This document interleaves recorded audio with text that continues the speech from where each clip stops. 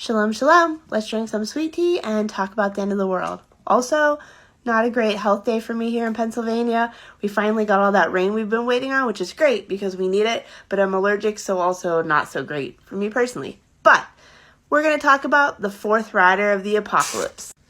Now, the fourth rider rides a horse that is green in color, and the rider is named Death. Literally the word used is Thanatos for all you nerds out there, but death, and it says that the grave where the dead go follows him. Now, this rider is given the authority to kill 1/4 of the people who are left on the earth. So 25% of everybody who has survived so far, all of the other riders, 25% of them are going to be killed by this death rider on the green horse.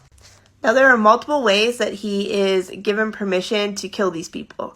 One is with a long, broad sword. So again, you know how much I like my swords in scripture. Think of like just this big celestial sword carried by death. So like the Grim Reaper, but with a sword.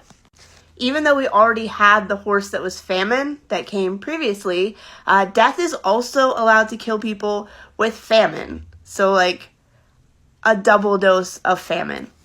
And as if that wasn't overkill enough, death is also allowed to kill people with just straight up death. He's allowed to kill them with plagues, diseases, but just also he could just kill you. Last but not least, he is given the ability to kill people by using wild, ferocious beasts and venomous beasts that live in the wild. This is kind of really terrifying because I live in Appalachia. There's a lot of forest here. We spend a lot of time in the woods, and there are a lot of things in the woods that can kill you if you're not careful and if you disturb them. But imagine anytime you got around a wild animal, they just instinctively wanted to kill you for like no reason. I feel like this horse kind of comes in like all guns blazing, like tying up any loose ends of any of the other horses. All of the other horses seem to have really specific, really focused purposes, but this fourth horse is kind of like no holds barred.